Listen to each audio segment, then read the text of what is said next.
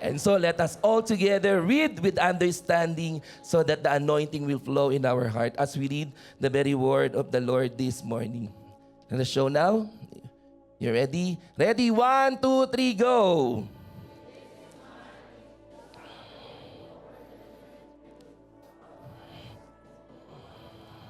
For more mature people, we should not repeat the basic about turning away from the useless things we did and the basic about faith in God. May the Lord add blessing to the reading of His powerful word. Let us all be seated. Amen. And of course, can you just again extend your greetings? Amen. As we are doing it every Sunday because we love the people of the Lord. So, say to the person beside you, I love you with the love of the Lord. Obviously, amen, looking at our children who are going to the Sunday school, amen, on their age, of course, they need to go to the school at the age of 4, if I'm not mistaken. When your children reach the age of 4, amen, they're about to start to study at school, amen. And all of us, for sure, we underwent with elementary school or junior high, senior high, until we finish our desired course in college or university. Amen? And so, why I said like that, but before anything else, let me greet you all. Good morning. And most especially, I want to greet all our first-timers. May I see those who are wearing ribbon? Amen? Can you just wave your hands? Amen. Wow, welcome first-timers. And let us say, home is right here. With joy in your heart. 1, 2, 3, go so that they will feel that they belong in this place. 1, 2, 3, go, church. Home is right here. Amen. Hallelujah. You are special in the eyes of the Lord. Hallelujah. And of course, standing in front of you, I'm not a politician. I'm not a congressman. Though I've been in Comelec, no, I did not file any candidacy for this year 2025. Amen. I'm the in His service only for God's glory. Amen. And so as we understand, before I will show you the topic, amen, if you are going to read with understanding our very word today, Hebrews chapter 6 verse 1, I'm taking from the God's Word translation. With this in mind, tell to your seatmate, we should stop going over the elementary truths. And tell to the next people, be mature in Christ. Yes, it is, amen, no, a reminder, a great revelation of the Lord.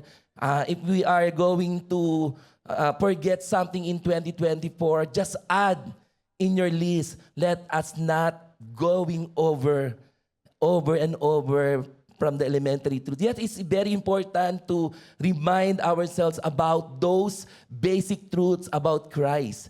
Amen. Where we were and when we started our Christian walk, when the time we accepted Him as our Lord and personal Savior. But like in the secular school, we are expecting, amen, to graduate, to move, amen, moving up from one level to the next level, meaning we have to upgrade our knowledge with application, because sometimes the reason why you just keep going over and over with the elementary truths, the problem is there's no application of God's word. Do you agree with me? And so I know the people in front of me are the people who are mature physically. No, just kidding. Amen. No, I believe in this church going through so many trainings, amen, activities, talagang promoting the development of our knowledge about Christ, and of course through your personal devotion. And most importantly, it's not about how long you've been a Christian. It's not about the age. It's not about the duration, but it's all about how you're going to apply the very word of the Lord every day of your in your life. Amen. And so this is the challenge for each one of you. Amen. Including me. Not, amen, no, we should stop going over the elementary truths. but let us move on top to topics for more mature people. Why? Because I believe the Lord has in store something this year, 2025. So to capture for more God's revelation, then expect more mature topic for more mature people, applicable to those who are mature people. May I see the hands of the people who can say, I am a mature Christian. May I see them? Don't be shy. Can you ask, are you a mature? Amen. Obviously, physically, if you reach the age, but not everyone, like those who are, I'm not, stereotype person for the seniors, amen, telling them that it's obvious to see the maturity on their face because of their age. No. Amen. Maturity, amen, for the Christians, later, you will discover on how you identify yourself. If you are mature, what is the opposite? Immature, right? Immature. And so, with this verse that God is revealing unto us, amen, God wants to develop our topic, the development of spiritual maturity. Amen. This is our topic or main topic for today in relation for our theme, amen, becoming a fruitful Christian. In order for you to become or to bear fruit, let us start by developing our spiritual maturity. As my introduction, spiritual maturity is very important. Why? It is essential because when you reach the maturity spiritually, it is easy now for you to make a stand. Why? Because it distinguishes between truth and error. You cannot easily sway to the left nor to the right. Amen. No, if you know what is truth, if you know, amen, more about God's word applying in your life, you can easily distinguish between truth and error. And nowadays, there will be more false teaching. Amen. Through TV programs, YouTube channel, right? Even books telling us, maybe can mislead us into the false doctrine. And for those mature people, for sure you will be saved from that. Amen. From that spirit. There will be false prophet, there will be false teaching, will be arising nowadays. That's part of our, generation because the Lord is coming back soon. Amen. So for the spiritual maturity, it is essential for you and for me. Not only to distinguish between truth and error, but also the good. What is good and what is evil. And also, amen, you will also differentiate between the divine will, the will of the Lord, and the personal impressions. Right? So it will help us. It will help us to identify things that comes from God and the things from this world. So not only that can also not only that can distinguish us, amen, from these things, it also, next slide, it demonstrates our deeper connection and intimacy with God. Amen. So for sure you will agree with me, because our connection, through our connection, just like for our team this year, amen, abide in Christ, remain, amen, abiding in Christ, remaining in His Word. If you are connected to the Lord, amen, in a daily basis, for sure, you will bear fruit spiritually. And one of those fruit is maturity. Everybody say maturity. Remember, spiritual maturity is an ongoing daily relationship with the Lord.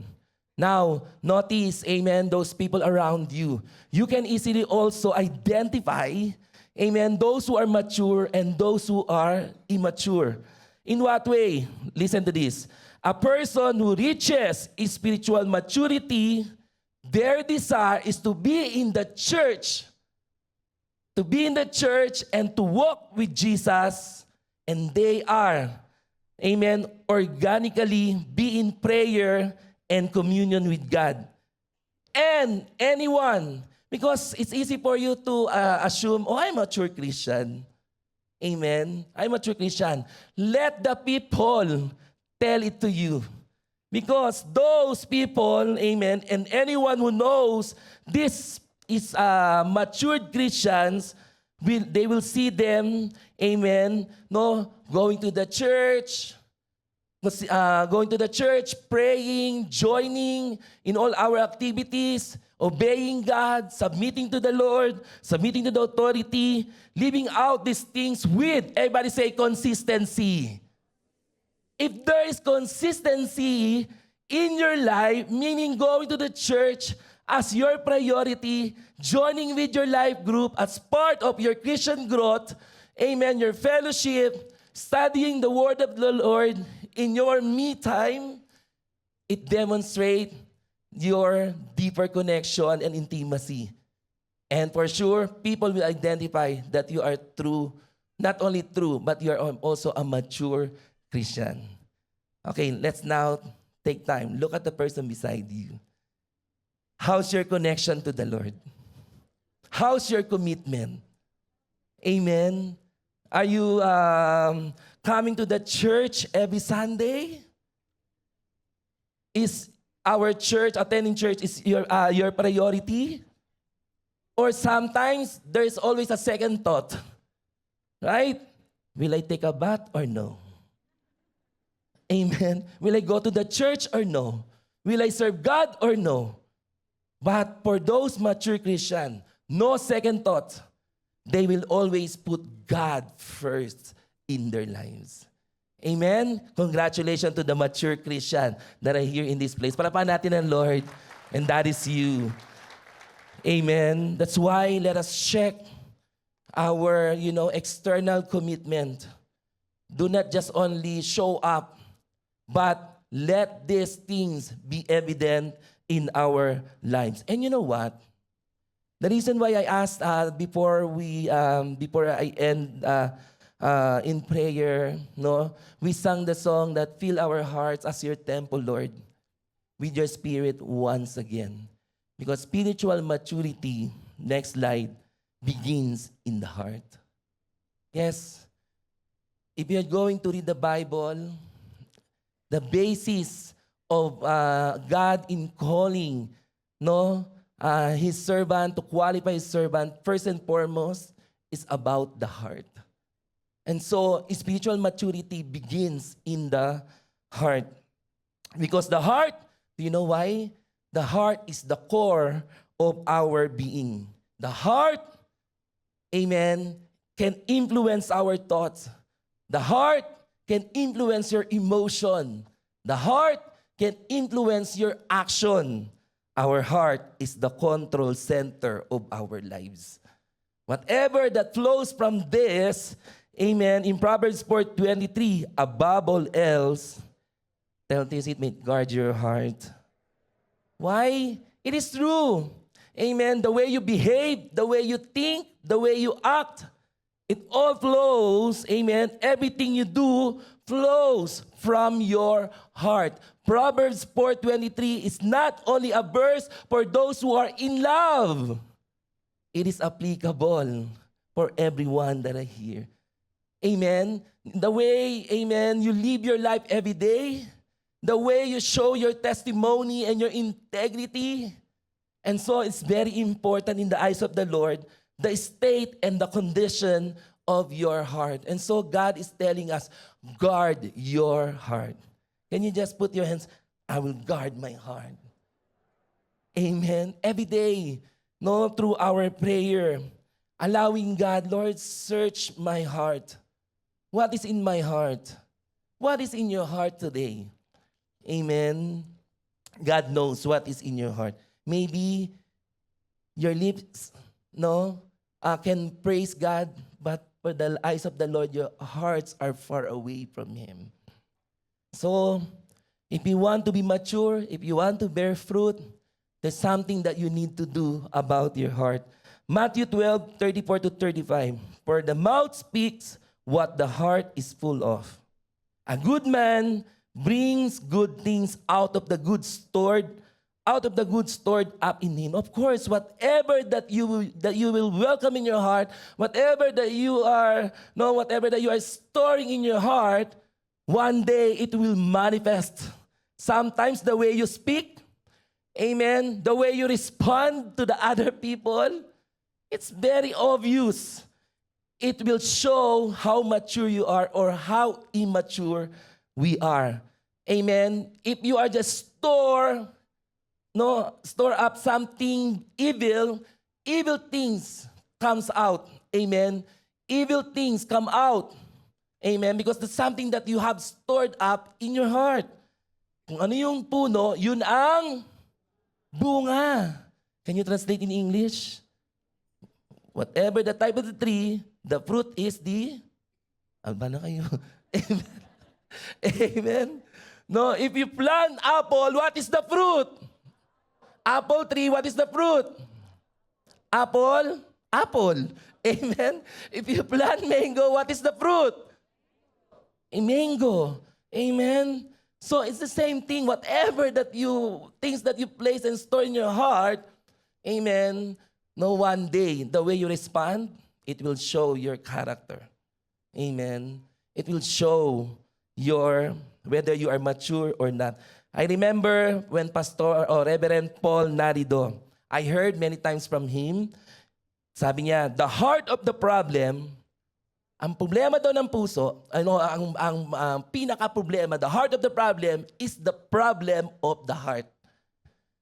If you have problem with your boss, amen, if you have problem about, the way you socialize other people, if you have problem in your family, remember, it all begins in our heart.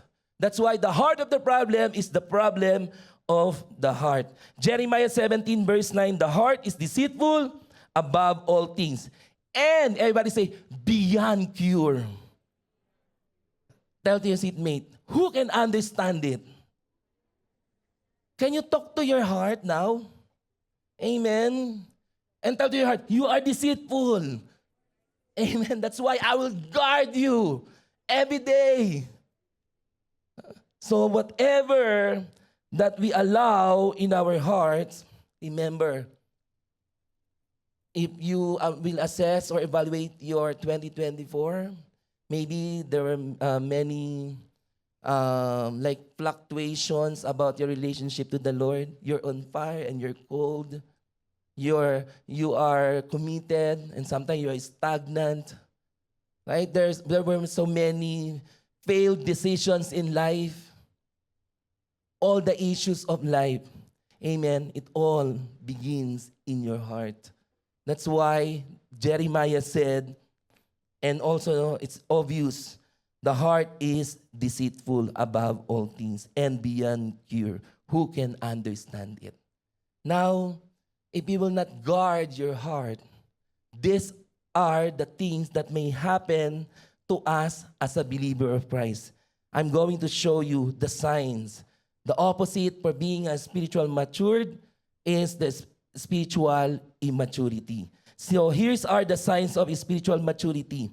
Amen. Before I move on how to develop the spiritual maturity, let us check our heart. So anything, any issues, amen, the way you think, the way you say something, the way you respond, the way you act, and the way you live your life, amen. First, let us look at this. Sometimes there's going to be signs that you can see or we can see in our hearts. Amen. So here's the sign of spiritual maturity. When there's spiritual immaturity first, there's always intense criticism comes easily to you. Amen. Meaning when you say intense criticism, negative criticism, no, it is the act of saying that something or someone is bad. Amen. Hindi pa nagpapakanta, may comment ka na. Siya ulit ang worship leader. He or she is always out of tune. Listen, wait. 10, 9, 8. See? Those immature Christian, you can easily give criticism. It's good when you give criticism that can edify and encourage. I remember when I was in college, wow. And so I learned this, kiss, kick, kiss. So, for example, I will just give an illustration because as a teacher, no, the way you give encouragement for the improvement of the performance of your children. So, for example, you give them an assignment. Okay, for example, draw a circle. Okay, pass your paper. As a teacher, you have to, wow, you know how to draw the skis and then give criticism. Oh, maybe you can improve more. But that's something wrong. It looks like oval. But another kiss. But I know you can do it better next time. Hindi yung, wow, so ugly. What happened? Who is your parents? Nasisi pa yung magulang. Amen. So, in our church, we need to edify one another. We need to encourage one another. Nobody's perfect. Right? Even though your name is Perfecto, you are not perfect. We need positive criticism. But if you are an immature Christian, amen, these are those people who are bashers. Amen. They will see only the negative. Notice, for example, to the youth. If someone, mispronounce the word, if they will laugh at you, change your life now. Amen. It's okay to laugh, but just come every time that I will preach, and then, of course, Sister Rosie approached me, and then she started. I know what is she meant when she said, like, Brother Harry, I'm so much thankful for your life because you speak English. You try to speak English. I know what she meant about this. She can tell me, Brother Harry, speak English later, and then I told her, okay, I will speak English. Right? And every time after I finish my teaching here, there are some youth who always coming to me and they will always correct the way I pronounce the word. I appreciate them. But those who are, just criticizing you, laughing at you, change now. That is the sign of spiritual immaturity. Hallelujah. Yes. Amen. Amen. Right? We are serving the Lord. Only God, actually God cannot judge us. The Lord with His full of grace will always understand that you're always out of tune. But God will tell you, improve. Amen. Gently telling you, improve. Kaya mga ministry heads, when you give something to your members, amen, hindi yung, what happened? You've been a Christian for many years. How's your performance? No, gently. Amen. But if you are, immatured one, you can easily, give negative criticism. Sometimes, right, to avoid criticism, sometimes they will give a sarcastic comment. Do you know what is sarcastic comments? Amen. They say or does the opposite of what they really mean in order to mock or insult someone. You're so slim today. Right? Sarcastic, pero in your mind, oh, he is gaining weight. Amen? No? At the back of your mind, you are insulting that person. Amen? Just be honest. And then give some encouragement. Amen? So is there any immature here for the first point? So no one. Remember Philippians 4:31-32, get rid of all bitterness. Before I continue to read this, sometimes intense criticism are those who are having lack of appreciation and constant complaining. That's the problem. Amen. Of those immature Christians. So God is telling us, get rid of all bitterness, rage and anger, brawling meaning your fight, slander along with every form of malice. Ano tong every form of malice? The desire to harm someone. Sometimes verbal or yung words can cause pain much than, like fight physically. Kaya the Lord will use the social media.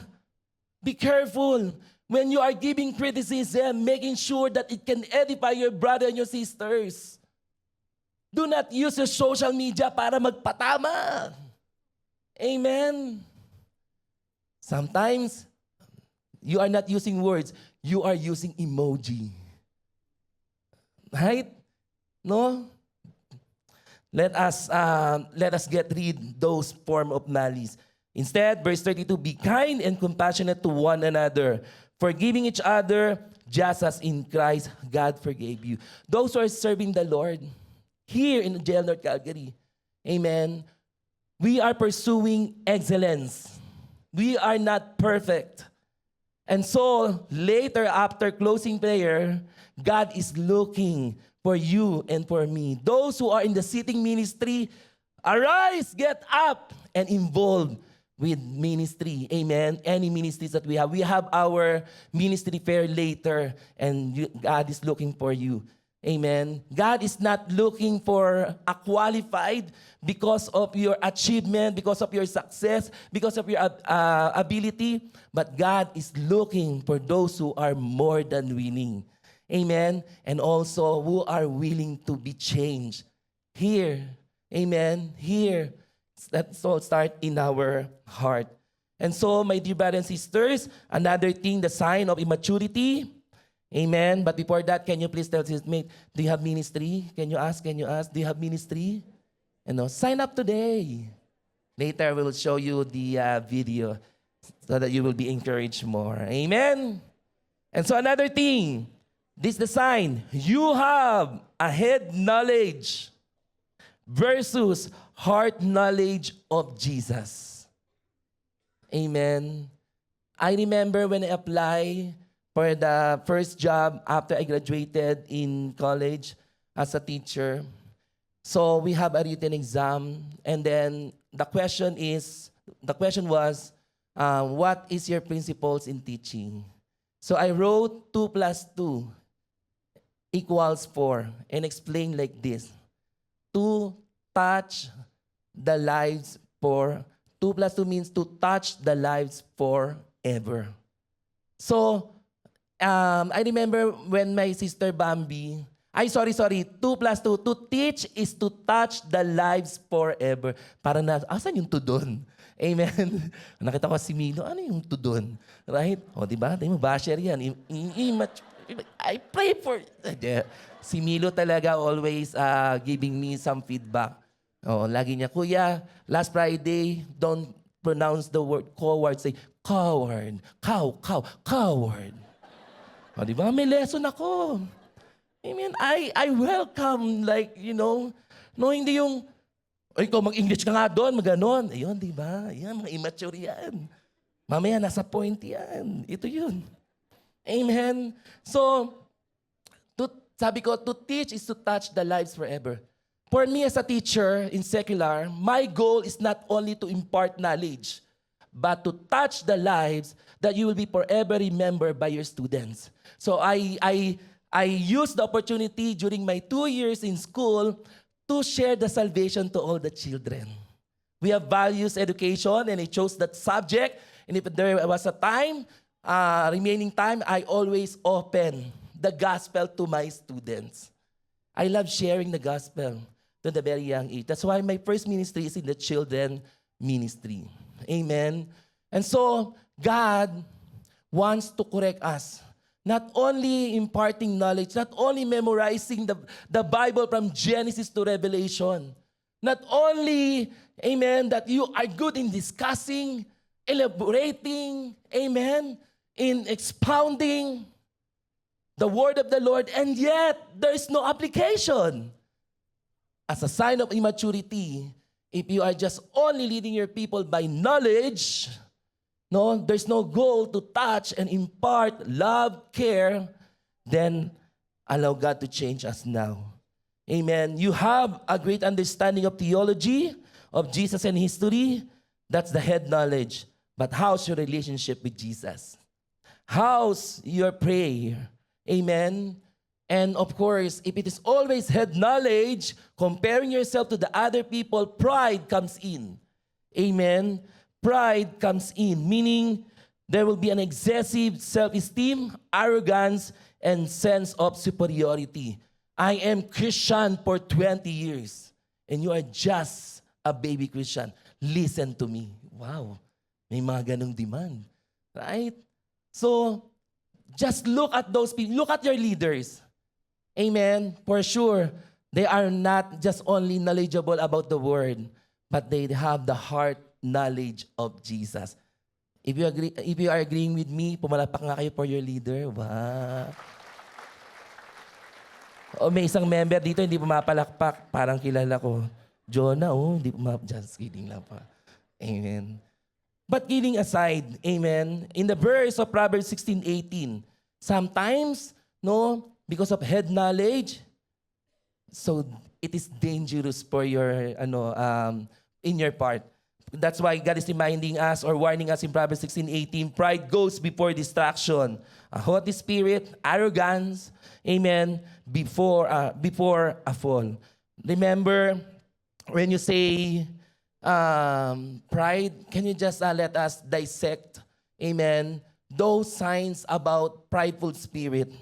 These are the people who doesn't know how to recognize his or her mistake. Can you ask the person, are you perfect? Sabi mo, go to heaven now. But kidding aside, amen. No one is perfect in this place. Right? Every day we can commit mistake. Do you agree with me? Amen? But those who are, prideful people, they allow their ego. Instead, they will allow their heart to be corrected. These are the people who are having difficult, amen, accepting correction. And sometimes you blame others. We are not taking responsibility. Amen. Also, these people are unwillingness. There's an unwillingness or unwilling to apologize. Is there any people here that in the year 2024, you never say sorry to your husband, to your leaders, to anyone, to your employer? You just always, or maybe you are just insisting, I am correct. Change the word correct. If you want to be corrected, if you don't want to say sorry, tell to the people, I am perfect. Right? But God, of course, reminding us, if we are living like that, including judgmental attitude, so there's danger. Pride is now in us. Pride often leads to defensive behavior. When maybe your leader or maybe your co-member, when sometimes they caught you in act, and then they will make, you will defend yourself. No, you're making a defensive, reason, or you are showing defensive behavior. It means these individuals strive to protect their inflated self-image and avoid admitting faults or mistakes. So I hope that we have heard these following signs. Amen. When only that you are claiming that you have been a Christian for many years, it's just head knowledge, and then the enemy will convert that knowledge into pride. Amen. So let us be reminded and let's be warned. When I have read earlier Proverbs 16:18, pride goes before distraction. Another sign. Wow. Amen. Anger. This immature Christian, anger comes easily to you, not only intense criticism. Ang bilis mo magalit. Amen. When the SOS waved you while you are starting to park your car, and then you started to, yung word is smeared like, di ba? They started to show like, poker face. Di ba? Sad face. Anger, angry bird.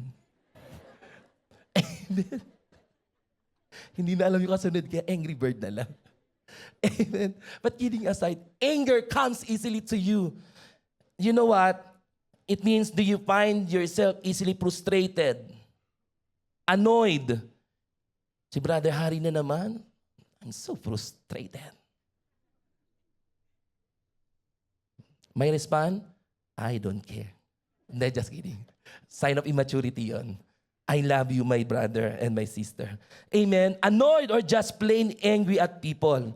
If you find that you're easily sucked into an argument, this may be a sign of spiritual immaturity. Let us dissect again for some signs that you may have anger issues. Meaning, you can easily irritate. Diba? Nakita mo yung brother mo. Sino pa yung una kong makikita? Siya pa.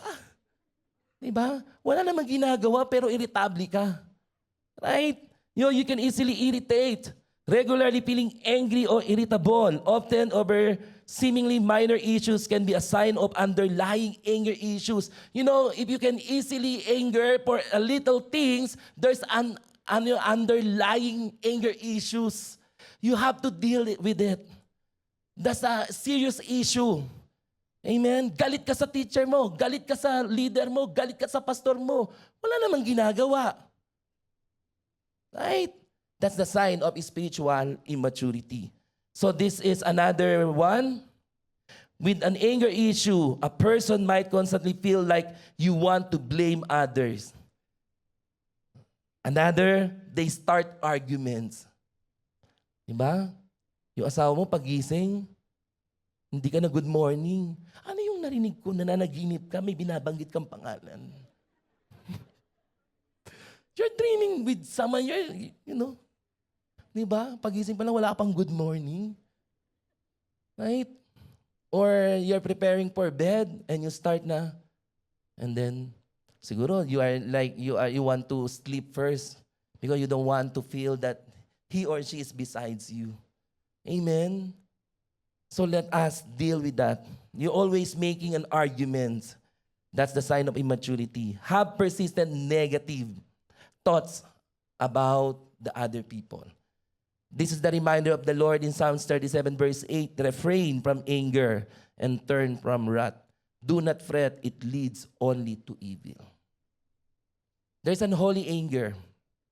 Yes. Jesus, remember, amen, when the people, they made the temple, in front of the temple as a market, that's a holy anger. You can explain, you cannot commit sin when you got angry, when you explain why. But if there's no reason why you're angry, you cannot even explain to your husband, to your children, galit ka palagi. Amen? Kaya look at the person. Tell him, you're not a bird. Di ba? The angry bird.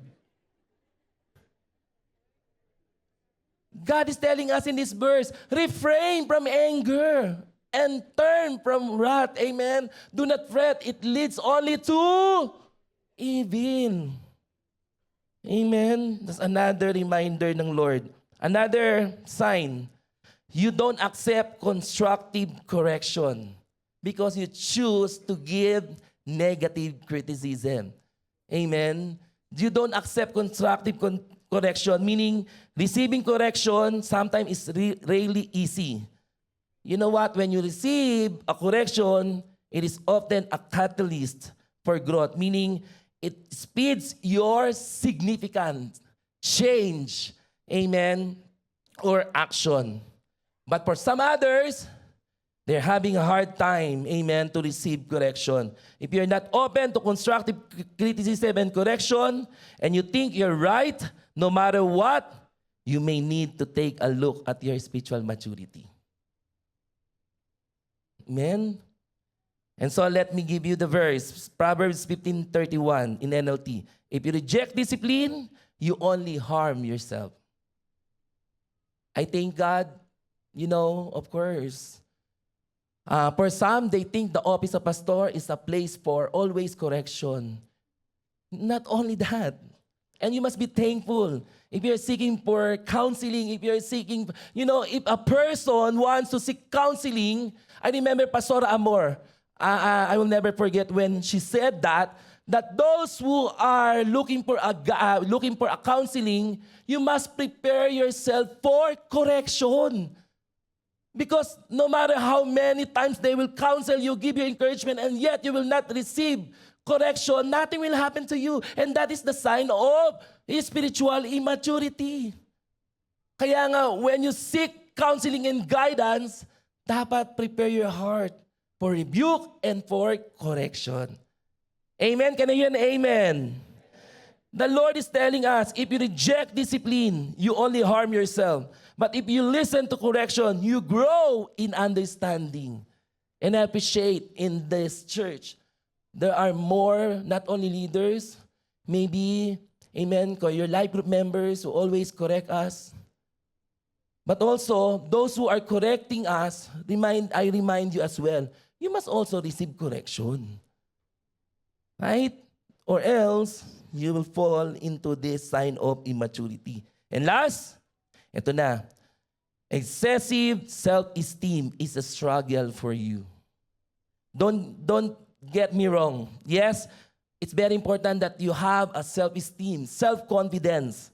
But, however, if you find that your ego is a bit high and you are tearing others down because they're not as good as you are probably exhibiting sign of spiritual maturity. Talagang you are comparing. I remember when Pastor Ana asked me to handle the children ministry. And then, anyways, not to be specific in person or gender, that person already left the church though. And then I found out that person has a question. Why Brother Harry allowed by Pastor Ana to handle the children ministry? I am more than able than him. And then I was shook. Past tense, di ba? Ano ba past tense ng shock? O di ba shook? O di ba? Di ba? Shook, di ba? I was shook, di ba? Ay ayusin nyo pag nagsasalita kayo when you're telling about the past, use past tense of the verb. Wow. Amen. Anyway, my major back then is English by no choice. But I understand why the Lord, amen, dissolved the other major course or subject, only English, because the Lord will bring me here in Canada to preach His word in English. Wow, for the glory of God. But working in progress. Amen. Working in progress. Amen. So, I was shook again. Sabi ko, I didn't even see myself like that. All I have is my willingness. If there's an opportunity, I always open myself and say my yes to the Lord. That's it. Amen. God is not looking for those people who has excessive self-esteem. If you're struggling with this, ask God to change our heart so that we will go to the spiritual or experience spiritual maturity. Romans 12:3 in TPT. I love this. Apo, 25 minutes left po. Okay. Romans 12:3. Conclusion. Okay, let's read. Tingnan po natin to. Pinapakitaan nyo ko ng oras, ha? It's easy to say. Conclusion. Okay. Let us read Romans 12:3 in the Passion Translation. 1, 2, 3, go. God, give me grace to speak a warning about pride. I would ask each of you to be emptied of self-promotion and not create a false image of your importance. Instead, honestly assess your worth by using your God-given faith as the standard of measurement, and then you will see your true value with an appropriate self-esteem. Hindi yung excessive. Sabi mo, sakto lang. Diba? No? I was really shocked when I heard that. Amen. In order for you to use those other words, you have to use it every day. No? Even though sometimes it's out of context, just to practice only. But next time, use it properly, okay? Amen. And so this is the reminder of God about pride. Amen. And so my dear brothers and sisters, if there's something manifesting that sign, amen, that can also lead you for spiritual immaturity, it's about time to develop our heart so that we will have a spiritual maturity. In what way? Let me quickly share. M-A-T-U-R-E. 10 minutes. M, Mature, the acronym mature, M. Make every effort. This is how you're going to develop your spiritual maturity. Make every effort. Let us read. 1, 2, 3, go.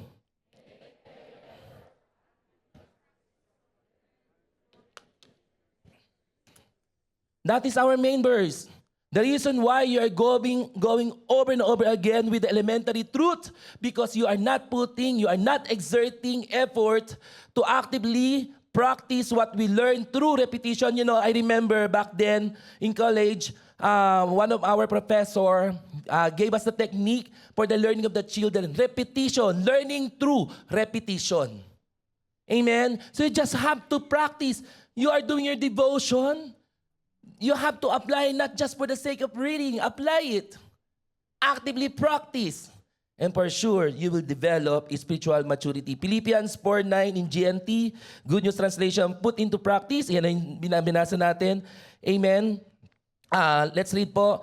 Put into practice what you learned and received from me, both from my words and from my actions. And the God who give us peace will be with you. Not only peace that the Lord will give you, you will start to develop maturity spiritually.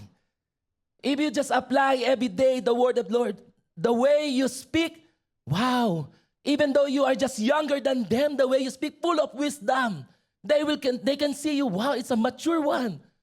Amen. No, if there is pressure at work, no, any pressure or stressful situation at work, how are you going to respond as a Christian? When your boss will give something to you, how are you going to respond? When your leader assigned to you, how are you going to respond? For sure, it's easy for you, amen, to give a mature response when you start to exert an effort to actively practice what we learn, amen, from our God through His Word. Amen? So my prayer this year, 2025, let us become mature. First, again, let us every day intentionally not only reading the word of the Lord, meditate it and ask God, Lord, how I'm going to apply this verse in my life. Hindi yung, Lord, how I'm going to not only to share to the people. No, an immature Christian, Lord, this message is not for me. This message is for my husband. You know, when you say make every effort, you are the one, amen, that you will look at yourself with the word of the Lord. If there's something that you need to change, if the word of the Lord is rebuking you, then accept it. And it leads to spiritual maturity. Letter A, everybody say abstain. Before I continue, meaning you have to withdraw or keeping away, no, from doing and enjoying something. No, we are going to abstain. If you want to develop spiritual maturity, what are those hindrances? You will find those hindrances in the world. Amen. Allow the authority of God's word to influence you. And so God, in order for you to become spiritual mature, amen, you have to abstain from the worldly things, but start to focus on godly things which pleases the Lord our God. Tell to your seatmate, involve God in all your decision. And tell to another person, allow God to influence you. His word. Amen. As the Bible says in Galatians 5:19, let me read verse 19 to 21. This is the act of the flesh. These are the acts, amen, of the worldly pursuit. Amen. The acts of the flesh are obvious. Sexual immorality, impurity, debauchery. Next, says here, idolatry, witchcraft, hatred, discord, jealousy, fits of rage, selfish ambition, dissension, factions, envy, drunkenness, orgies, and the like. The Lord is giving us warning. I warn you, as I did before, that those who live like you will see this influence from the world. Romans 12, amen. No, it says in there, do not conform to the pattern of this world, but be transformed by renewing your mind, so that you may know what is pleasing to the Lord, acceptable, good, and perfect will of our God. And so, my dear brothers and sisters, do not allow this spirit to influence us. Amen. Rather, as the Bible declares in Romans 8:5, for those who live according to the flesh, if you still live in those things that I have read, if you'll set your mind on those things, what will happen to you? Not only spiritual immaturity, destruction may happen to you. You will commit sin after sin. The result, it says here in this verse, for those who live according to the flesh, set their minds on the things of the flesh. But those who live according to the Spirit, set their minds on the things of the Spirit. Ito, basahin ko in verse 6. For to set the mind on the flesh, everybody say, is death. Maybe you are enjoying this kind of sin, but it leads to you for death. Amen. What is death that God is talking about for verse 6? That is the eternal separation. Notice, amen, for all have sinned and fall short to the glory of God.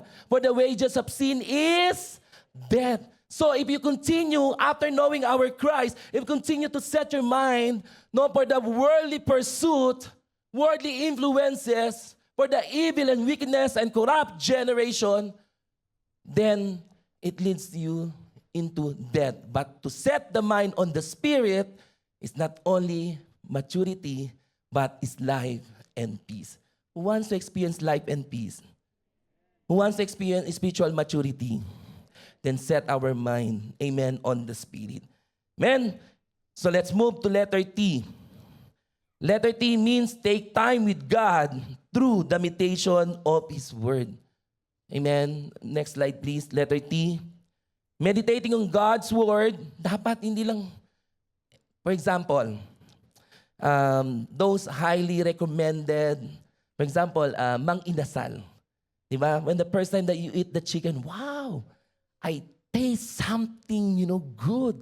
Something savory, wow. Something special, something juicy. Do you know why you're enjoying it and you're giving that comment? Because they marinate it. Amen? They marinate it. Amen? So in the same thing, God is looking from us and expecting that you, amen, for the word of the Lord, you are starting to marinating it. Mulling over means to give serious and careful thought to, reflecting, dwelling on, pondering of the scripture, resulting in a transformative engagement with God. If you want your heart to be transformed, by your effort alone, sometimes we depend our transformation from the speaker, from any event. Maybe I will be transformed. Maybe I will be revived if I will attend the EGR. Yes, it is true. But how about the everyday commitment? If you want to experience transformation after transformation, then meditate the word of the Lord. Ponder it. Apply it. Amen? Reflect with it. And the result, for sure, there will be transformation and spiritual maturity. You can also do it during your quiet time.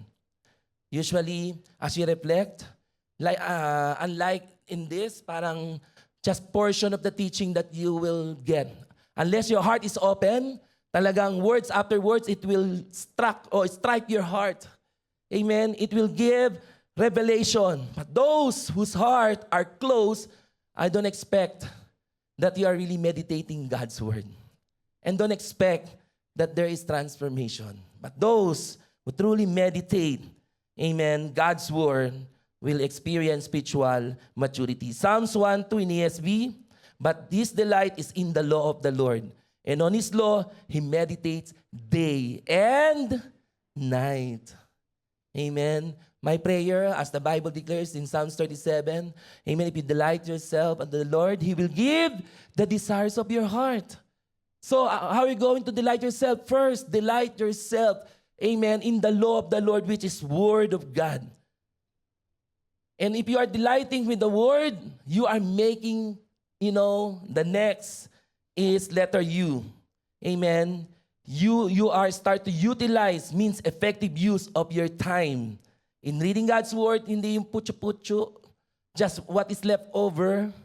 No, if there's just only if there's a time only. No, a mature Christian, you are starting to sit down, Amen. Making time, quality time to commune with the Lord. And you are enjoying, you are utilizing that time. Utilize means effective use of your time with daily communion with God through prayer. Remember, amen, we cannot bring the past back anymore. Song yun. Amen. No, but this time you can redeem your time, meaning you make it intentional. You will make your time useful and effective for your ministry, for your generation, youth, all the youth that are here. You are in the prime years of your, life. So when you say, your prime years, parang you are still in the second quarter of your life compared to the last quarter.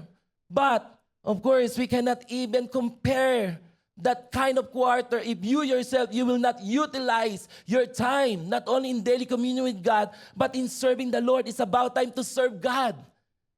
When is your plan to commit your life in serving the Lord in the ministry? And so ministry fair later, we will have a ministry fair.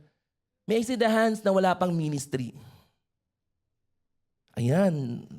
Sige po, don't be shy. We have free candies. We have free, di ba? Baka mamaya wala. Sorry. Amen. Because I asked all the ministry head just to prepare something. Amen. We have, meron? Later you will discover. Amen. But don't make with the wrong motive. Asay may ministry na mayroong pakain? Diba? Man team po wala. Amen. Win, not food, prayer. Amen. So utilize your time. Amen. If you want to become mature. Next, and Colossians 4:2, devote yourself to prayer, being watchful and thankful. Another, last two letters, letter R. Everybody say, revitalize. Revitalize, sorry. Diba? Narinig ko agad yung boss ni Milo, Kuya, revitalize. Diba? Sorry naman. Sometimes sinasadya ko para makita ko sino yung mga tumatawa. Lord, ang daming immature, ang daming tumawa. Just kidding. Everybody say revitalize. Amen. Revitalize your faith. Amen. Now, sometimes you're using lotion to revitalize. Ano pa ang ginagamit mo? Amen. But when it comes to your maturity, for the sake of your maturity spiritually, revitalize it. Your faith with, everybody say, testing and trials. May see the hands, those who went through trials and testing last year, many trials and testing. Look at you now. Wow, look at your faith. You are stronger than ever. Wala pala dito. Amen? Spiritual maturity is not perfect maturity. Rather, it's an honest and humble striving to grow in one's faith in God. Sometimes, if you want to become mature, the Lord will allow trials and testing to strengthen you, to mature you. That's the purpose. And so this 2020, along the way, amen, January 19 up to the last day, in the month of December, you will experience trial and testing. But remind yourself, today, with this word, it will revitalize your faith. It will strengthen you. And that's for the sake of your spiritual maturity. Let's give our God the best clap of praise. James 1:2-4, consider it pure joy, my brothers and sisters, whenever you face trials of many kinds, because you know that the testing of faith produces perseverance. Let perseverance finish its work, so that you may be mature and complete, not lacking anything. When you say not lacking anything, means you are mature. Right? And so, welcome. Consider your testing and your trials joy. Amen. Pure joy, hindi lang joy. Sabi ng Lord, pure joy. There's always purpose for your trials and testing. Amen. So that your faith will become, amen, stronger and stronger. And letter E, last, encapsulate, means envelope or express the essential features of something. Encapsulate your heart and your mind every day with God's presence. Do not welcome negative vibes, negative atmosphere. It is you who will set that atmosphere by allowing God to envelop you, by allowing God to embrace you, so that your hearts and your mind with God's presence will experience joy, will experience peace, will experience comfort, strength, only when you allow the Lord, His presence, to envelop you. Remember Psalm 16:11 as my last verse, you will make known to me the path of life. The psalmist said, in your presence, Lord, is fullness of joy. In your right hand, there are pleasures forever. Do not find your joy, your peace, amen, from others' presence. You can only find it in the presence of God. Amen. No, that's why the psalmist, Lord, you will make known to me the path of life. Where do you want your life this year, 2025, amen, to be led by God? Ang gusto ng Lord every day, no, God is leading you, your life every day with peace and joy in your heart. With the Spirit and the presence of the Holy Spirit. Amen? Or with the presence of the Holy Spirit. 2 Corinthians 3:17, now the Lord is the Spirit, and where the Spirit of the Lord is, there is liberty. There is freedom. That's the promise of God. So after discussing MATURE, remember, spiritual maturity begins, amen, in our heart by allowing God. As I jump to conclusion, let us all, everybody say, let us all, letter G, next slide, it begins with God. If you allow God to change our heart, if you allow God to break your heart, if you allow God to get rid all forms of malice, so that you will grow in your faith and become more like Christ. Amen? Allow God, His Word, no, to manifest by obeying His Word, His principles and commands. And for sure, not only skills that will develop, but of course, no, you will develop those practical ways on how to experience spiritual maturity by instilling the Word of God in your heart. You know, we have said earlier the verse, do not go back to the elementary truth. But sometimes, sorry for the non-Filipino speakers, ang gamot sa nakakalimot ay paalala. Amen? The medicine for those unforgettable. Amen? Amen?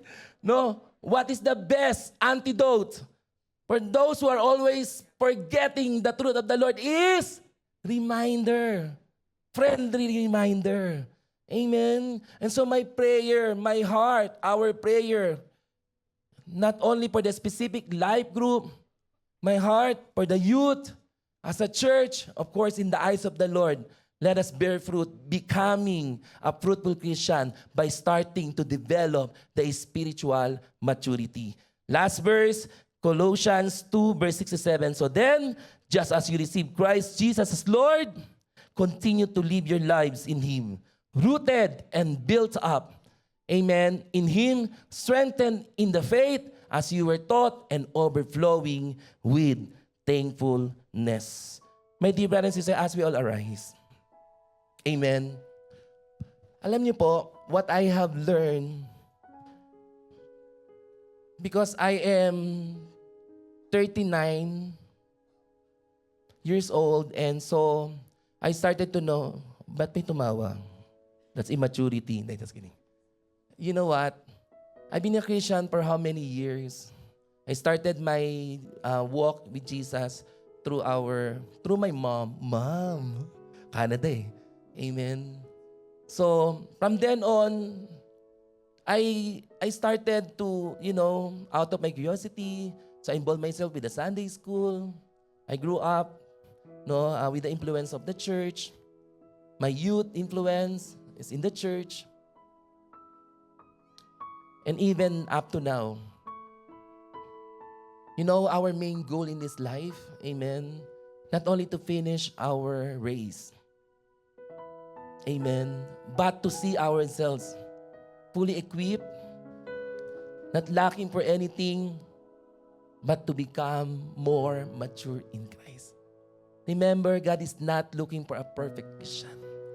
God is looking for a mature one. If you will become a mature, you can carefully handle the truth.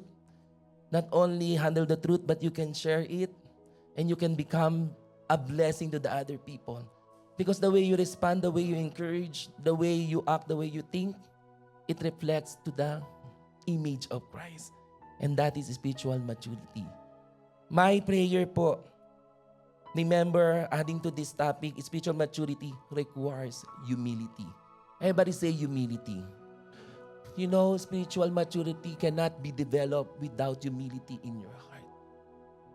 Those spiritual signs of immaturity, you're not accepting correction, excessive self-esteem.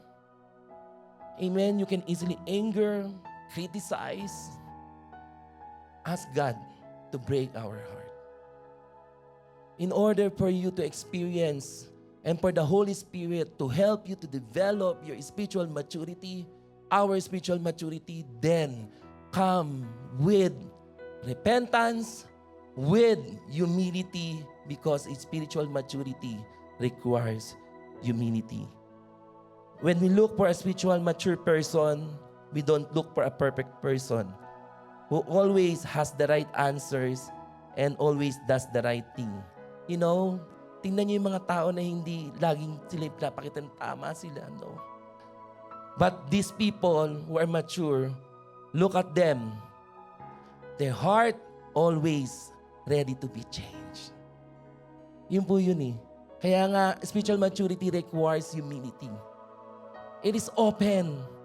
Amen. For any correction, for any rebuke, if you want to bear fruit, like the John 15, amen, the gardener, our God, anything that can hinder for His blessing in your life, He start to prune it, He start to clean it, amen, to cut it.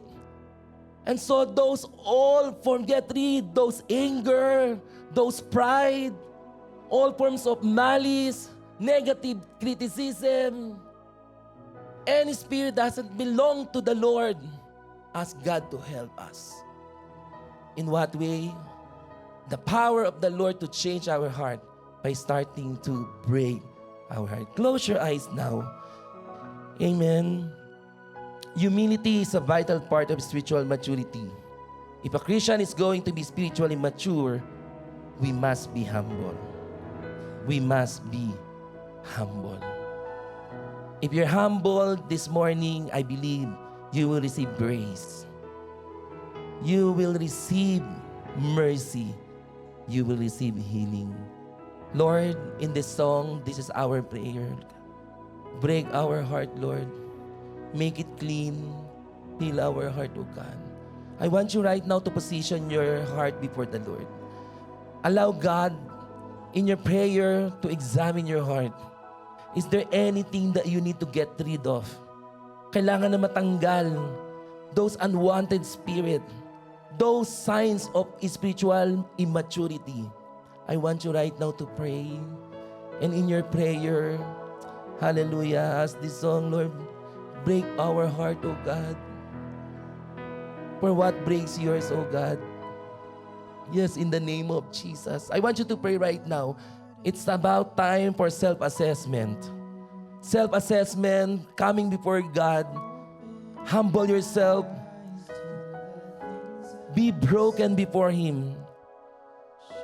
Maybe the reason why your life before many years ago is the same life that you're living right now. It seems like just a cycle and you are sick of it and you are tired about this. There's no changes, there's no transformation to the point instead that you will become a blessing to the other people and the Lord will use you mightily. The Lord will not use those immature ones. There's no immaturity person fit to His ministry. Yes, sometimes we have imperfections, but if your heart is always willing, humble, broken before the Lord, yes, will help us from those, not only immaturity, but impurities in our heart. And let this song be your prayer right now, oh God, as the Lord examine your heart. If you want to become fruitful this year in your ministry, in your relationship with other people, in your relationship to God, then sing this song, Lord, break my heart, oh God. Yes, for what breaks you. Let us desire the heart of Jesus Christ, who is so humble. For your kingdom, that you will live for Jesus alone.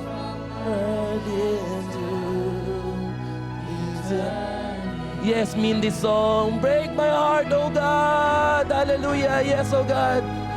Oh Jesus, this is our prayer. Yes, make it clean right now, oh God, because, Lord, our heart is so deceitful. Everything flows from this, oh God. It is beyond cure, oh God.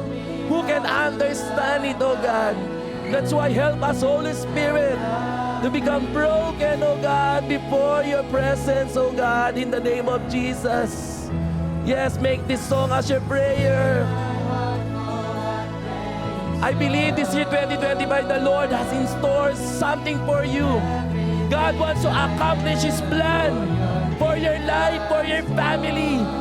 If you want to experience breakthrough, then break your heart before the Lord.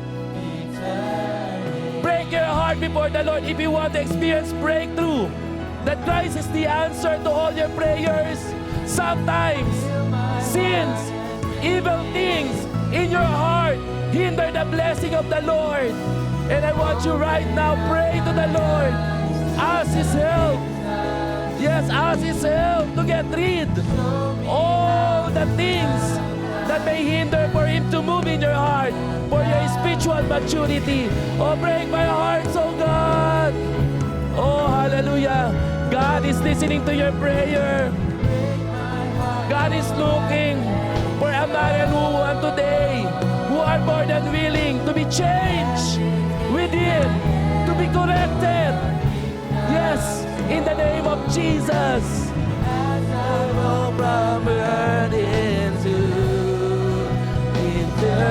Oh, break my heart, oh Lord. Yes, do not miss out this challenge, this invitation. God wants to transform your heart.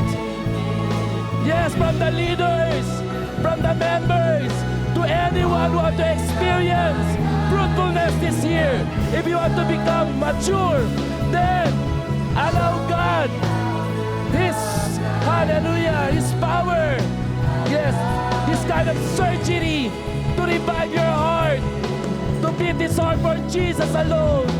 Oh God, break my heart for what makes you whole. Everything I am for you. As you start this year, may the Lord find our heart always humble before Him. Always humble before Him. Let the people of God be heard. Be humble in this song. And mean this song. Break my heart, oh God. Break my heart, oh my. Yes, oh God, make it clean right now, oh God. I want, oh God, to experience a heart that is pleasing to you. Yes, right now. Love like you. As the piano is playing, I want you to pray right now. Be humble before the Lord right now.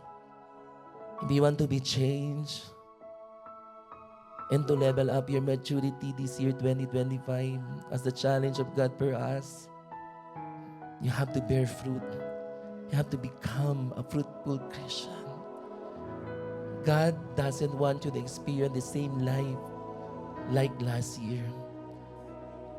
Be matured in your commitment, in your relationship to the Lord. Only when you allow Him to break your heart. For God is looking into your heart. He's looking to your heart. Yes, position yourself right now. He's looking into your heart. Yes, I sense there is transformation that is happening now within you, within your heart. Oh God, hallelujah. You look, oh God, into our hearts. Yes, in the name of Jesus.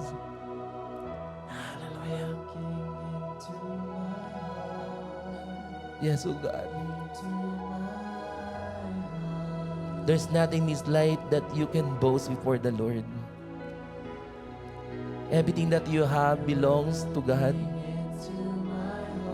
You know, the Lord will honor your service, your life, because your heart is right before Him. Remember when the Lord raised David as king of Israel because God saw his heart. God rejected some of his brothers, not because of their physical ability, but their heart are wrong. And so God found the heart after his own heart, and that is David. God is looking to your heart. Pray that you will have like the heart of David, who is always willing, who wants to be close and intimate with God. Oh God, you're looking to my heart. Oh Jesus, you're looking into my heart. I want you right now to allow the power of the Holy Spirit to change your heart within you. Oh Jesus, we humble ourselves before you.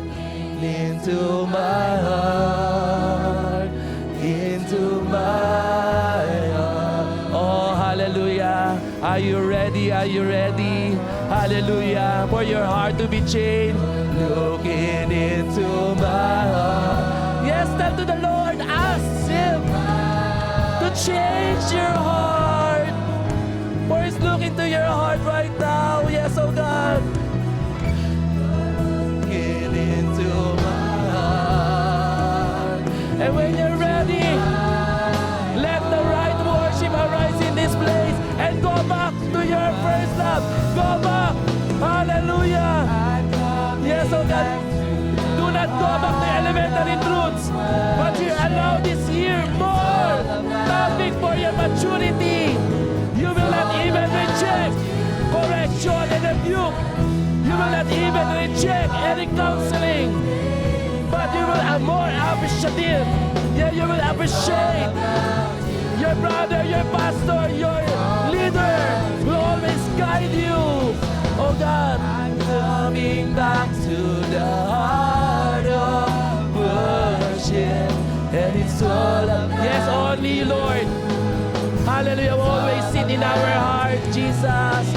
Jesus, I'm sorry, Lord, for the things I made it. When it's all about you, it's all about you, Jesus. What are you asking God for forgiveness?